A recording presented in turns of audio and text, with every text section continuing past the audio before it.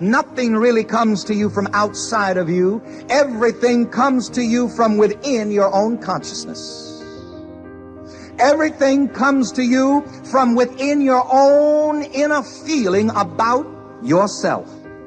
Not according to what others think and feel about you, but your experiences come to you. Your cursing or your blessing, your good or your evil, comes to you out of your own inner consciousness. Think about us as the product of 3.5 billion years of evolution. I mean, we have struggled over all those billions of years to be alive and to match ourselves with reality. And so, because one of the things I've often wondered is, life is definitely difficult. There's no doubt about that. And it's unfair, and there's inequality and all of those things. And people are subject to all sorts of terrible things. But I also wonder, if you weren't actively striving to make things worse, just how much better could they be?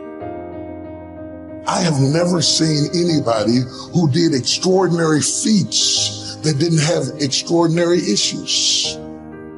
It is the passion that gives you the power you need, but it is the pain from which you have the conviction about it. If you had not been through some pains, you would not have the burning to do what you do. Everything that happens, use it for your upliftment, learning, and growth. In the midst of it, ask, what can I learn from this? What can I get from this? How did I end up here? There's something for you in everything that happens to you for you to learn from that experience. Look at it, examine it, analyze it, dissect it, take it apart until it reveals itself to you. And then get what you need from that and move on. But everything that happens to you. It's the decision to face possible failure. It's the decision to get up once you failed. And it's the decision of what to learn when you fail.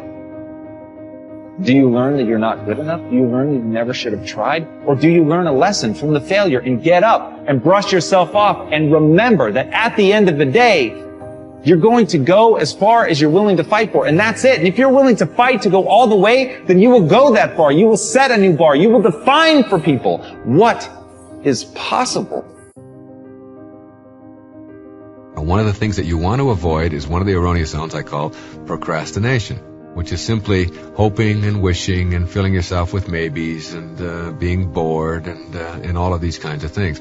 If you sit around and hope and wish and say maybe over and over and over again in your life, then you are simply going to be a person who is using up the present moment to fill it with wishes rather than with action. Procrastination is nothing more than a typical way to keep yourself from taking action in your life. And I have found, we just moved into a new home not too long ago, and we had about 200 boxes that had to be broken up in the garage. And I looked at those boxes, and I knew that nobody else was going to break them up. But Daddy, this is Daddy's job. And every day I'd go in and I'd look at all of those boxes, and I'd say, no, I really don't want to deal with that today, and I'd let that go. And then came the time when just a few days ago, when I went out and I said, I'm just going to break up 5. I'll just do 5. And then if I do 5 every day for the next 3 weeks, I'll have them all broken up, and then I'll call the movement, and they'll come and pick them up. Well, that's the key to eliminating procrastination, because as soon as I did 5, I said, well, I can do 5 more. And I came in about an hour and a half later, and I had the entire job done. I have found that to be true with virtually everything in my life. If I can put it off and put it off and put it off, but just do one sentence, and you got your letter written. Just sit down, and instead of telling yourself, I've got to write this long, long letter to my mother that I haven't written in a long time, you don't do that. You say, I think I'll just write 1 paragraph to her today. And then all of a sudden, the whole thing is done. Just one little action, one little step, and you have the whole thing corrected. In Hamlet, there's a line that says, refrain tonight, and that shall lend a kind of easiness to the next abstinence, and the next more easy. For use almost can change the stamp of nature. That's so beautiful. For use almost can change the stamp of nature. You can change your very nature by just refraining, by just doing something in the moment. So whatever it is right now, as soon as this tape is over, and it'll be over in just a few minutes, as soon as it's over, whatever it is that you've been procrastinating about or thinking about doing but haven't gotten around to do it, just do an opening on it. Just start it. And you'll find that that simple little act is what gets you going.